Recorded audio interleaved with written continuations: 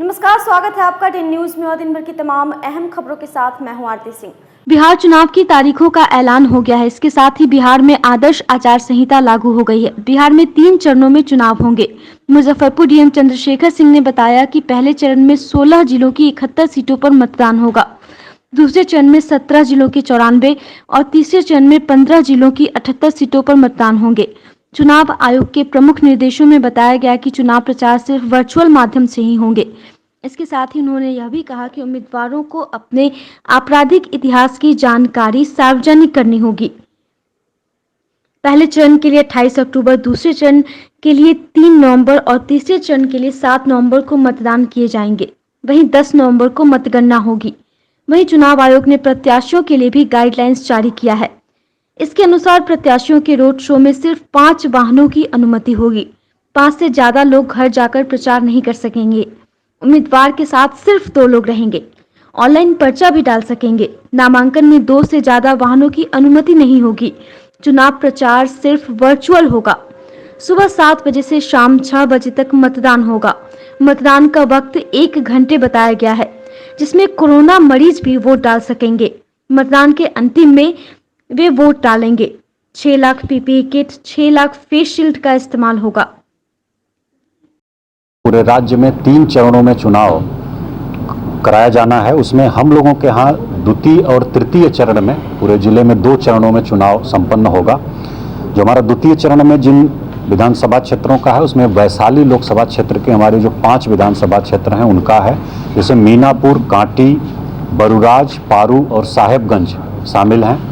बाकी तृतीय चरण में जो होना है चुनाव, उसमें हम लोगों के जो मुजफ्फरपुर लोकसभा क्षेत्र के 6 विधानसभा क्षेत्र हैं वो शामिल हैं। उसमें हम लोगों के गायघाट, औराई, बोचहा, सकरा, कुडनी और मुजफ्फरपुर शामिल हैं। चुनाव का कार्यक्रम जो है उसमें द्वितीय चरण का जो कार्यक्रम है हम लोगों का, उसमें डेट ऑफ नोटिफिकेशन 9 अक्टूबर 2020 को है।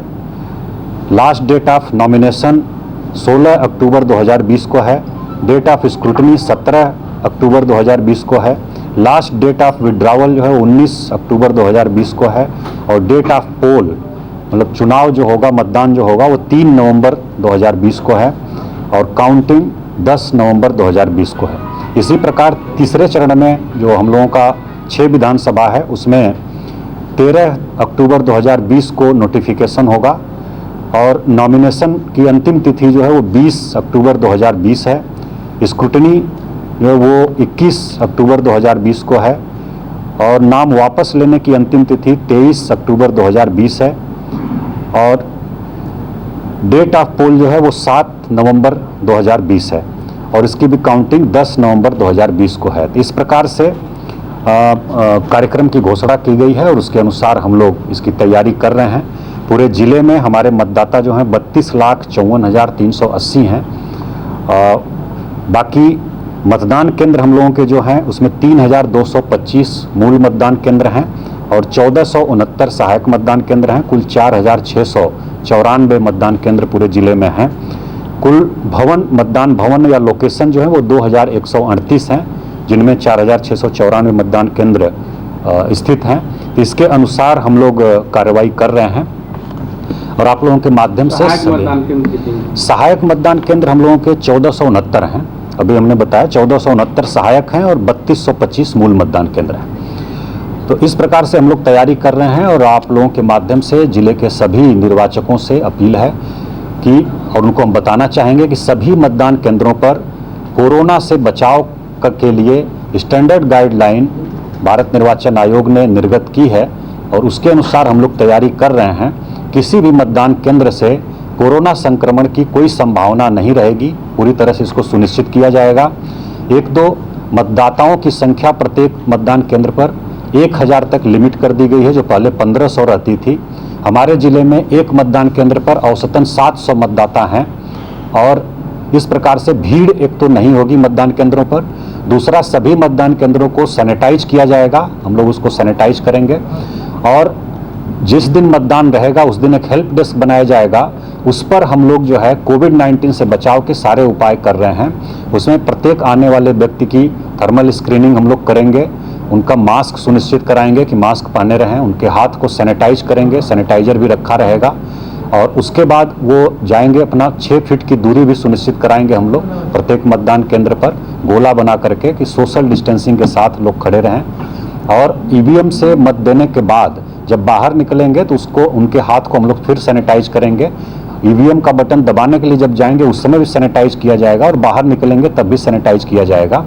तो पूरी सावधानी बरती जा रही है।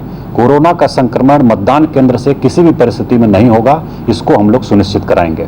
बाकी सिक्योरिटी अरेंजमेंट जो है उसके लिए एसएसपी साहब आप लोगों को कैसे मतदान करेंगे? हाँ, संक्रमित लोग जो हैं, कोविड के जो मरीज हैं, वो लोग भी मतदान कर सकते हैं, करेंगे। उनको पोस्टल बैलेट की सुविधा दी जाएगी और पोस्टल बैलेट से वो लोग मतदान कर सकते हैं। और 80 वर्ष से अधिक उम्र के जो हमारे मतदाता हैं या जो पीडब्ल्यूडी दिव्यांग मतदाता हैं, वो लोग भी चाहें तो पोस्टल बैलेट से कर सकते हैं। उनके लिए भी पोस्टल बैलेट की सुविधा आयोग ने इस बार उपलब्ध कराई है।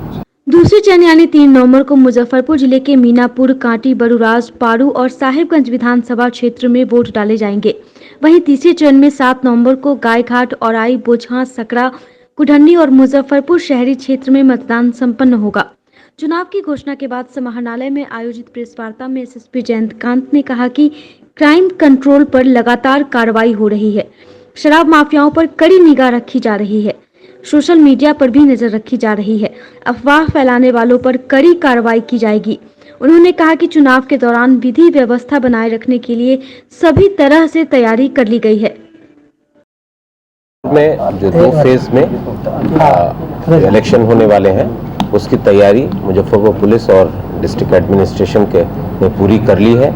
इसमें जो लगातार क्रिमिनल्स के अगेंस्ट में वारंट डिस्पोजल और प्रिवेंटिव एक्शन की जो हम लोगों की कार्रवाई पिछले कुछ दिनों से चल रही थी, उसमें और तेजी लाई जाएगी और हम लोग कोशिश करेंगे कि एकदम पीसफुल और पार्टिसिपेटिव इलेक्शन हो। अभी तक के डिस्ट्रिक्ट में 10,000 के ऊपर प्रिवेंटिव एक्शन, 24 लोगों पे जो कि जेल में बंद है उनके ऊपर सीसीए की कार्रवाई। इसके अलावा जो लोग जेल से बेल पे छूटे हैं और खतरनाक अपराधी हैं, लगभग 50 लोगों के ऊपर, उनके ऊपर कार्रवाई प्रिवेंटिव एक्शन में हुई है। इसके अलावा जो सोशल मीडिया मॉनिटरिंग है उसके ऊपर भी हम लोगों की नज़र रहेगी। कैश ट्रांजैक्शन के लिए फ्लाइंग स्क्वाड और एसएसटी टीमों का जो गठन किया गया है उसके द्वारा हम लोग जो है लगातार कैश का जो लोग कैश लेके चल रहे हैं उनके ऊपर नज़र रहेगी। और लोगों को हम लोग यही कहेंगे कि जो भी कोई भी कैश का ट्रांजैक्शन कर रहे हैं, अगर वो लोग लेके जा रहे हैं तो प्रॉपर पेपर्स के साथ चले, जिससे उनको किसी भी तरीके की असुविधा ना हो।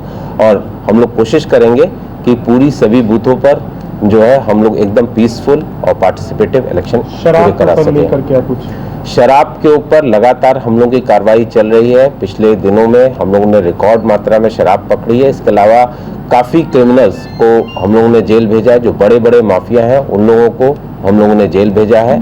और इसके अलावा जिस भी डिस्ट्रिक्ट में कहीं पर भी शराब के लिए अगर कोई भी इंफॉर्मेशन आती है उसके लिए एंटी लिकर स्क्वाड बनी हुई है और वो लगातार अपना काम कर रही है, उससे रिकवरी भी हो रही है, लोगों को जेल भी भेजा जा रहा है और हम लोग की पूरी तरीके से शराब पे निगाह रहेगी। नक्सलाइट एरिया में सब किस तरह का? नक्सलाइट एरिया में जो बूथ्स हैं उन लोगों के लिए हम लोगों ने तैयारियां कर ली हैं। वहाँ पे एसटीएफ का और एसएसबी जो कि डिस्ट्रिक्ट में है उसके द्वारा ऑपरेशन किया जा रहा है। इसके अलावा जो हमारा डिस्ट्रिक्ट छपरा के साइड से लगता है उन लोगों के साथ में भी हम लोग बी लेवल ऑपरेशन आगे लगातार करेंगे और जो उस एरिया में अगर कोई भी आवागमन की दुविधा होगी उसको भी पूरा ठीक किया जाएगा। वैसे प्रखंड कितने हैं सर जो प्रभावित हैं?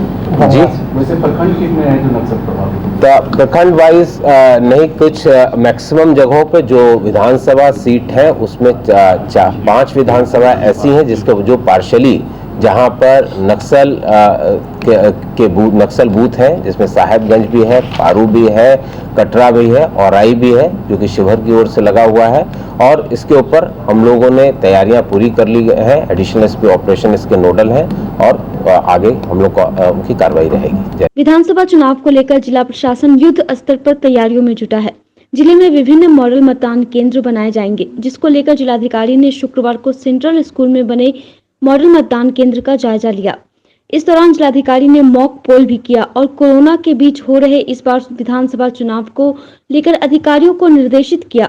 साथ ही बूथों पर जो इस बार व्यवस्था है उसका भी जायजा लिया। इस दौरान उनके साथ जिले के कई पदाधिकारी मौजूद थे।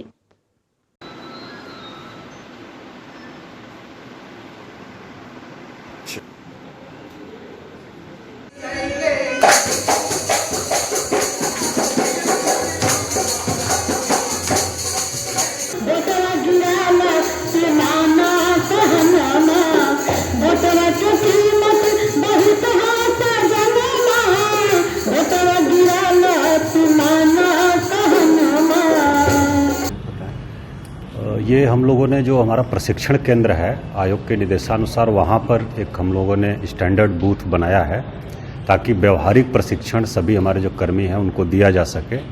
और इसमें कोविड-19 की जो गाइडलाइन है उसकी सेफ्टी के लिए उसका भी हम लोग पालन किए हैं। मुख्य उद्देश्य वही है कि सेफ्टी प्रोटोकॉल का सभी लोग हमारे कर्मी भी सभी मतदाता भी अनुपालन करें। और दूसरा ये कि जो तकनीकी जानकारी है ईवीएम मशीन की और पोलिंग प्रोसेस की उसका भी सबको व्यवहारिक ज्ञान हो सके। तो सभी जो हमारे प्रशिक्षण केंद्र हैं वहाँ हम लोग बनाएंगे। आज हम लोगों ने यहाँ केंद्रीय विद्यालय पर अवस्थित जो प्रशिक्षण केंद्र है वहाँ ये उद्घाटन किया है। इसके बाद अन्य 2 प्रशिक्षण केंद्र हमारे जो हैं वहाँ भी हम लोग इस प्रकार का बूथ बनाएंगे। क्या क्या व्यवस्थाएं रहेगी मतदान केंद्रों पर ताकि यहाँ सबसे पहले तो जो मूलभूत सुविधाएं हैं वो सभी रहेंगी। वहाँ पर रैंप की व्यवस्था रहेगी, बिजली की व्यवस्था रहेगी, पेयजल, शौचालय, बैठने के लिए वेटिंग एरिया और शेड। बाकी अंदर आने पर हमारा हेल्प डेस्क रहेगा जिसमें कि उनका टेम्परेचर चेक किया जाएगा और उसके बाद उन मास्क पहने हैं कि नहीं वो देखा जाएगा, उनके हाथ को सैनिटाइज किया जाएगा। फिर आगे वो प्रोसीड करेंगे। फिर अपना जो प्रोसेस है उसके तहत वो मतदान करेंगे। मतदान करने के बाद उनको हैंड ग्लव्स भी हम लोग दे रहे हैं। मतदान करने के बाद जो है वो जब निकलेंगे तो वहाँ भी उनके हाथ को सैनिटाइज किया जाएगा और उसके बाद फिर वो जा सकते हैं। उद्देश्य ये है कि जो मतदाता हमारे हैं वो डरे नहीं, सतर्क रहें। कोरोना से डरने की ज़रूरत नहीं है और सारी सुरक्षा के जो उपाय हैं वो बूथ पर मतदान केंद्र पर उसका अनुपालन आयोग के निर्देशानुसार किया जा रहा है। वो आएंगे मतदान करने के लिए तो बिल्कुल सुरक्षित मतदान हम लोग सुनिश्चित कराएंगे। मतदान करेंगे सुरक्षित ढंग से और फिर अपने घर जाएंगे।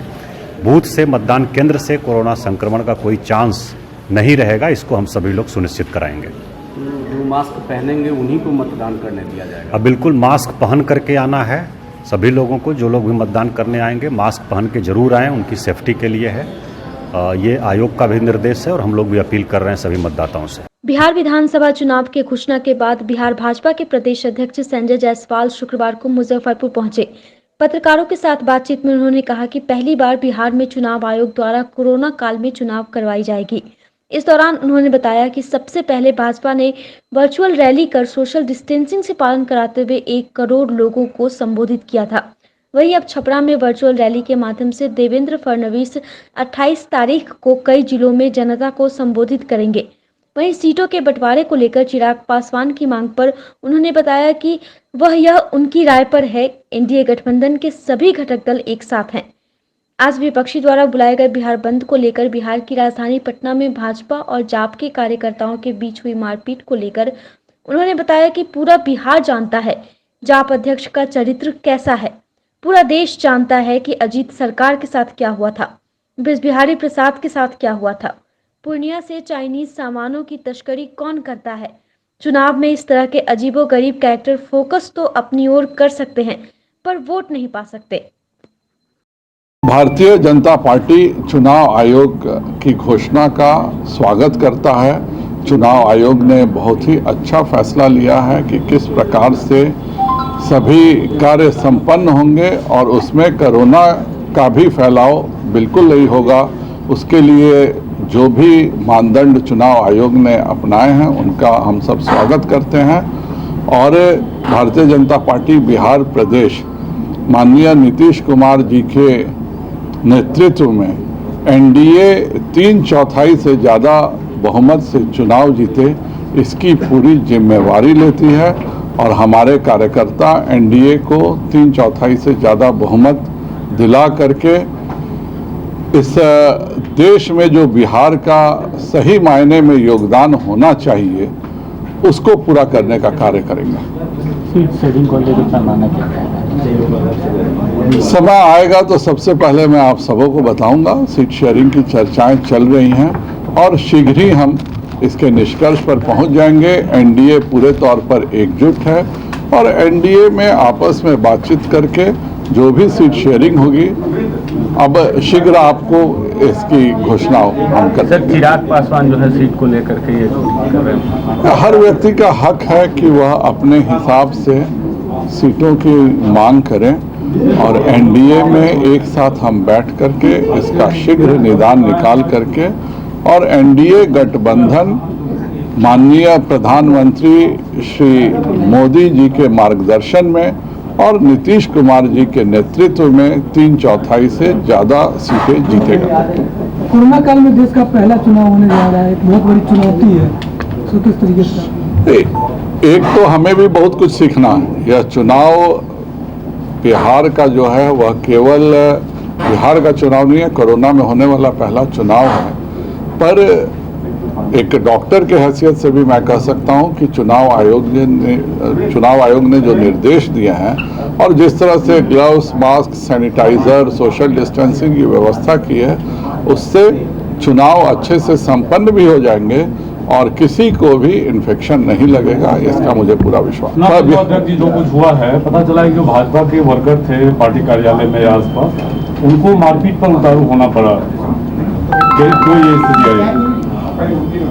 माननीय जाप के जो अध्यक्ष हैं उनके चरित्र के बारे में सभी को पता है। आज भी पूरे देश की जनता जानती है कि अजीत सरकार के साथ क्या हुआ था। आज भी देश की जनता जानती है कि ब्रिज बिहारी के साथ क्या हुआ था। आज भी देश की जनता जानती है कि पूर्णिया से ही सारे चीनी सामानों की स्मगलिंग किन लोगों के द्वारा होती थी और चुनाव में इस तरह के जो अजीबोगरीब कैरेक्टर हैं वह चुनाव में फोकस तो पा सकते हैं, वोट उन्हें कोई नहीं देगा। मुजफ्फरपुर में हो रही लगातार बारिश के बाद एक बार फिर जल जमाव की स्थिति हो गई है। हालत यह है कि सड़कों पर सैलाब की तरह पानी बह रहा है, लेकिन किसी को फिक्र नहीं है। शहर की यह सूरत हर बारिश के बाद यही होती है, लेकिन कोई सुनने और देखने वाला नहीं होता। यही नहीं, पिछले करीब 3 से 4 महीने से जेल चौक और मिठनपुरा रोड के पास की सड़क पर कई फीट गड्ढा बन गया है और लोग रोज हादसों का शिकार हो रहे हैं, लेकिन इसकी सुधि लेने वाला कोई नहीं है। शुक्रवार को भी एक ऑटो सब्जी लेकर जा रहा था, गड्ढे में फंसने पर पलट गया। हालांकि कोई बड़ी घटना नहीं हुई, लेकिन ऑटो पर रखा सारा सामान बर्बाद हो गया। ऐसे हादसे यहाँ रोज हो रहे हैं, लेकिन नगर निगम और प्रशासन लगता है कि किसी बड़े हादसे का इंतजार कर रहा है। लगातार हो रही बारिश के बाद चर्च रोड, क्लब रोड, मोती झील समेत कई इलाकों में पानी ही पानी दिखाई देने लगता है। नगर निगम और प्रशासन की अनदेखी से स्थानीय लोगों में आक्रोश है। लोगों का कहना है कि एक तरफ तो सड़कों पर गड्ढे हैं, तो दूसरी तरफ नगर निगम नालियों की सफाई तक नहीं करता, जिस कारण शहर में हर बारिश के बाद यही हालत होती है। पूरा सामान गरिए उलट गया था, सारा सामान नाश हो गया था भैया। कहाँ से लेके आ रही थे? रोहुआ टेटिया यहाँ जेल चौक पे हुआ है। करे ना होला। नाम क्या हुआ आपका? मुन्नी देवी। सब्जी बेचती हैं? हाँ, सब्जी बेचे। अब हर दिन देखो भिजले माने देखो तो वही में चपाल लगी मानी चोट लाग गया। पानी का ताही इमाम है, मारामारी है, लोग कहीं पे खड्डा है गिर करके मर रहे हैं, लोग का हाथ पांव टूट रहा है। मस्जिद के सामने बहुत बड़ी गड्ढा है 6 साल से। इस रास्ते से हमारे विनाश मंत्री रोज जा रहे हैं आ रहे हैं, लेकिन कभी उनका ध्यान नहीं पड़ता है। कितना फुट पानी है यहाँ पे? यहाँ पे 3.5 फुट पानी है। अच्छा, जल जीवन सब अस्त व्यस्त है, धंधा पानी चौपट है। गरीब एक तो बेरोजगारी से मरा, दूसरा जब बाढ़ी आया कोरोना से मरा, अब तीसरा आपदा से मर रहा है। कैसे होगा जल जीवन, कैसे चलेगा? ये जल जीवन इसके लिए सरकार जिम्मेवार है। यहाँ के मंत्री, यहाँ के सांसद, यहाँ के विधायक जिम्मेवार हैं। हमारे शेरपुर गांव से ये पूरी पानी शेरपुर होते हुए इंडियन ऑयल होते हुए दिघरा नहर में जाया करता था, लेकिन निकासी नहीं है। नहीं, निकासी नहीं है। इंडियन ऑयल वाला वो अपना पूरा सीमेंटेड जमा हुआ फेंक करके जाम कर दिया डैम को, और उस पे अपना गाड़ी का पार्किंग बनाया हुआ है। घर में ठेवना भर पानी लगा हुआ है। गली में भी पानी है? गली में भी पानी है, घर में भी पानी है। अगर आप कहिएगा तो हम भी आपको दिखला देते हैं। आपके पीछे में ही जस्ट मेरा घर है और घर के आंगन में जाकर देखिए ठुकना भर पानी है। निकासी का कोई उपाय? निकासी का कोई उपाय नहीं है। सारे दावों का पोल खुल गया। सारे दावों का पोल खुल गया यहाँ। चुनाव भी आ रहा है। हाँ, अभी 15 दिन पहले हमारे विकास मंत्री साहब आए थे मिठनपुरा चौक पर।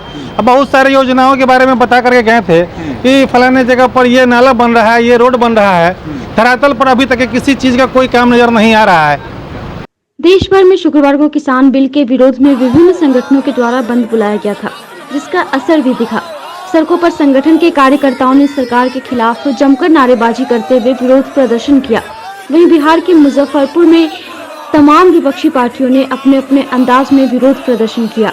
इस दौरान राष्ट्रीय जनता दल की जिला इकाई के द्वारा पार्टी कार्यालय से लेकर कंपनी बाग होते हुए समाहरणालय परिसर तक ट्रैक्टर पर सवार होते हुए विरोध जुलूस निकाला गया। इस दौरान पार्टी के नेताओं ने सरकार पर जमकर निशाना साधते हुए कहा कि यह काला कानून है, जिसके कारण किसान आज परेशान हैं और इस कानून के कारण मंडियां बंद हो जाएंगी और यह भी निजी हाथों में चला जाएगा। इस मौके पर पार्टी के पूर्व मंत्री सह विधायक रामविचार राय, पूर्व मंत्री रमई राम, जिला अध्यक्ष रमेश गुप्ता, जिला प्रवक्ता वसीम अहमद मुन्ना, प्रदेश युवा प्रवक्ता दीपक ठाकुर, छात्र राजद के नेता चंदन यादव समेत सैकड़ों कार्यकर्ता मौजूद थे। काला कानून, किसान विरोधी कानून, राष्ट्रीय जनता दल इसका विरोध करता है और वापस लेने का मांग करता है। ये जो कानून पास हुआ है, इसे समूचा मंडी बंद हो जाएगा। किसान पहले से ही 2006 में जब नीतीश कुमार ने मंडी को बंद किया था, बाजार समिति बंद किया था, किसान बड़े पैमाने पर पलायन किए हुए थे और दूसरे जगह गए हुए थे और यहाँ का कारोबार ठप हुआ था। और जब से ये कानून लागू हुआ और आज भी लागू हुआ है, उस समय छाव में भी कोई भी सामान 1% की खरीदारी नहीं हुई थी। इसलिए राष्ट्रीय जनता दल मांग करता है ये जो कानून है उसको। अभी भारत सरकार ने जिन काला कानून पास किया है, जिनमें राज्यसभा सांसद को भी निलंबित किया है, इससे देश में अराजकता फैलेगी और किसान का शोषण होगा। जो पहले से नीतीश कुमार जो किसान विरोधी थे, जो बाजार समिति को बंद कर दिए थे, उससे किसानों को काफी नुकसान हुआ है। आज काला कानून के माध्यम से 780 के जरिए कानून है, यह बाधित होगा और लागू नहीं होगा और पूरे देश में काला बाजारी होगा और जमाखोरी होगा, चोर बाजारी होगा। इसको रोकने के लिए इस कानून को भारत सरकार, केंद्र सरकार इस कानून को वापस ले, नहीं हम लोग राज्य में आंदोलन छेड़ेंगे और देशव्यापी आंदोलन बाद में छेड़ा जाएगा। पूरे बिहार में किसान विरोधी बिल जो केंद्र सरकार ने पास किया है, उसके लिए राष्ट्रीय जनता दल के हमारे नेता तेजस्वी यादव जी ने निर्णय लिया था कि पूरे बिहार के जिला मुख्यालय पर धरना और प्रदर्शन किया जाएगा। उसी के कड़ी में आज हमारे तमाम एमएलए, पूर्व मंत्री और तमाम प्रखंडों के प्रखंड अध्यक्ष और तमाम सक्रिय कार्यकर्ता साथी के साथ आज जिला मुख्यालय पर हम लोग प्रोटेस्ट कर रहे हैं। ये किसान विरोधी सरकार है। हम लोगों ने कसम खाया है, जब तक किसान विरोधी सरकार को उखाड़ नहीं फेंकेंगे तब तक हमारी ये लड़ाई शांत होने वाली नहीं है। सरकार किसानों का नहीं, वो देश के किसी इंसानों का नहीं, सबसे पहले इस सरकार को धिक्कार है। इसलिए कि जो किसान, जिसके वजह से हम लोग का बाल बच्चा, पूरा जवान लोग, महिला पुरुष, तमाम लोगों का जीवन भरण पोषण होता है, उस भरण पोषण में इनकी इस चंदबारी को लेकर के राष्ट्रीय जनता दल के द्वारा आज सड़क से लेकर संसद तक गए। समझिए इसका जो विरोध प्रदर्शन हो रहा है और राष्ट्रीय जनता दल उस वक्त तक इसका विरोध करेगी जब तक जो सरकार के द्वारा बिल लाया गया है उसको वापस नहीं लिया जाता है, तब तक हम लोग का आंदोलन प्रदर्शन जारी रहेगा। जिला राष्ट्रीय जनता दल मुजफ्फरपुर के तत्वाधान में समाहरणालय मुख्यालय के समक्ष आज राष्ट्रीय जनता दल के एक कार्यकर्ता, पंचायत स्तर से लेकर जिला स्तर के कार्यकर्ता के द्वारा विरोध प्रदर्शन, किसान के बिल जो सदन में पारित हुआ है, लोकतंत्र की हत्या करके संसद की मर्यादा को तार करके जो बिल पारित किया गया है, उस बिल के खिलाफ आज किसान के साथ साथ राष्ट्रीय जनता दल के एक कार्यकर्ता इस बिल का विरोध कर रहे हैं और ये मांग करते हैं कि इस बिल को वापस लो, नहीं तो राष्ट्रीय जनता दल कि नेता और कार्यकर्ता किसान के साथ है, नौजवानों के साथ है, मजदूरों के साथ है। हम लोग इस सरकार को ईंट से ईंट बजा देंगे, लेकिन इस बिल को पारित जो हुआ है उसको कानून नहीं बनने देंगे। वर्तमान सरकार शुरू से नौजवान छात्र विरोधी रहा है और अब किसान विरोधी भी हो गया है। जो किसान का जो बिल ये पास कराना चाह रहे हैं, राष्ट्रीय जनता दल माननीय नेता प्रतिपक्ष के आदेशानुसार हर जिला में जो हम लोग कलेक्ट्रेट में धरना प्रदर्शन करने का काम किए हैं, इस आंदोलन को हम लोग तब तक आगे बढ़ाते रहेंगे जब तक बिल वापस नहीं हो जाता है। और इस बिल को वापस करना ही पड़ेगा। विपक्ष ये सरकार को मजबूर कर देगी और हम लोग किसान के साथ हमेशा रहे हैं। शुक्रवार को चलाए गए विशेष जांच अभियान के दौरान 2 अपराधी पकड़े गए। औराई के बैगना के पास से दरभंगा के खरका बसंत निवासी विक्रम सैनी को हथियार के साथ गिरफ्तार कर लिया गया। औराई और अहियापुर थाने में इसके खिलाफ कई मामले दर्ज है। इसके पास से एक अपाची मोटरसाइकिल भी बरामद हुई है। सिटी एसपी राजेश कुमार ने बताया कि इधर मेडिकल ओवरब्रिज के पास से अहियापुर पुलिस ने एक युवक को पकड़ा है। उसके पास से 15 पुड़िया के अलावे 20 ग्राम स्मैक के साथ लगभग 200 ग्राम गांजा बरामद किया गया। इस संबंध में सिटी एसपी राजेश कुमार ने बताया कि चुनाव तक विशेष अभियान जारी रहेगा। आज चूँकि आचार संहिता भी लागू हो चुकी है बिहार में चुनाव को लेकर के, इसके मद्देनजर मुजफ्फरपुर जिला में वरीय पुलिस अधीक्षक महोदय के निर्देशानुसार सभी थानाध्यक्षों एवं वहाँ पदस्थापित पदाधिकारियों द्वारा अपने अपने क्षेत्र में दीवा भ्रमण एवं चेकिंग की कार्रवाई शुरू कर दी गई है। यह निरंतर चलते रहेगा। आज इसी क्रम में कुछ गुप्त सूचनाएं मिली, जिसके आधार पर गायघाट से एक अपराधकर्मी को लोडेड कट्टा और 2 गोली के साथ पकड़ा गया। इसके अलावा अहियापुर से भी एक अपराधकर्मी को एक देसी कट्टा और गोली के साथ पकड़ा गया। अहियापुर थाना अंतर्गत भी एक अपराधकर्मी को स्मैक और गांजा के साथ में पकड़ा गया है। तीनों को गिरफ्तार कर पुलिस जेल भेज रही है। यह अभियान लगातार अभी मुजफ्फरपुर जिला में चलाया जाएगा और अपराधकर्मियों पर नकेल कसने के लिए, अपराध को कम करने के लिए, उनकी गिरफ्तारी करने के लिए पुलिस की यह कार्रवाई निरंतर चलती रहेगी। इनमें तो कोई बड़ा अपराधी है? इसमें सिक्रम कुमार हैं, जो कि रहने वाले हैं जाले, जिला दरभंगा का। इनके विरुद्ध में पहले भी 4 केस दर्ज हैं। इसी तरह नरेंद्र कुमार ललन दास उप प्रीतम जो है, ये कोदारिया करजा जिला मुजफ्फरपुर के रहने वाले हैं। इनके बारे में भी पता चला है कि इनका आपराधिक इतिहास है, जो कि पता किया जा रहा है। मादक पदार्थ लगातार मुजफ्फरपुर में बरामदगी हो रही है पुलिस के द्वारा भी, तो ऐसे में शराबबंदी के बाद कहीं हब जोन तो नहीं बनता? जरा पुलिस क्या रणनीति करेगी चुनाव में? काफी पुलिस तो एक रणनीति के तहत कार्य कर रही है और इधर पकड़े भी जा रहे हैं लोग। पुलिस को सूचनाएं भी मिल रही है इस संबंध में। पुलिस की कार्रवाई से पब्लिक भी उत्साहित है और समय समय पर सूचना देते हैं। पुलिस कोशिश करेगी कि इसको पूरी तरह से खत्म कर दिया जाए। चुनाव को लेकर के विशेष रूप से क्या किया जाएगा सर? चुनाव के लिए अब डेली एक विशेष अभियान पुलिस के द्वारा चलाई जाएगी, जिसमें अपराधकर्मियों की गिरफ्तारी, अवैध शराब की गिरफ्तारी, चरस गांजा की गिरफ्तारी, बरामदगी, ये सारी कार्रवाइयाँ निरंतर रूप से चलती रहेगी। ममता कर्मियों को सरकारी कर्मचारी घोषित करने, ममता कार्यकर्ताओं को कोरोना से सुरक्षा हेतु मास्क, ग्लव्स, सैनिटाइजर सामग्री उपलब्ध कराने सहित 5 सूत्री मांगों को लेकर शुक्रवार को बिहार चिकित्सा एवं जन स्वास्थ्य कर्मचारी संघ ममता कार्यकर्ता सेवांजलि के तत्वावधान में तुरुत प्रमंडल के आयुक्त कार्यालय के बाहर जमकर प्रदर्शन किया गया। ममता कार्यकर्ताओं ने कहा कि जहां एक तरफ स्वास्थ्य विभाग के कर्मियों को काम करने के फलस्वरूप कोरोना वॉरियर से सम्मानित किया गया, 1 महीने का अतिरिक्त वेतन सम्मान के तौर पर दिया गया, साथ ही 50 लाख का इंश्योरेंस भी उनके लिए सरकार ने किया। वहीं ममता कार्यकर्ता जो कार्यरत थी उस अवधि में प्रसव भी नहीं कराई गई, न ही इन्हें सम्मान के लिए अतिरिक्त राशि घोषित की गई। सरकार ममता कार्यकर्ताओं के साथ भेदभाव कर रही है। प्रमंडलीय में कमिश्नर साहब के यहाँ ममता कार्यकर्ता का प्रदर्शन किया गया है। हमारी ममता को महादलित के नाम पर शोषित और हमारे हमारी ममता कार्यकर्ता को महादलित के नाम पर शोषण दोहन किया जाता है। ज़्यादातर महादलित परिवार से महिला इसमें काम कर रही हैं और कमीशन के नाम पर ठग ठठेरे लोग ठगी करते हैं।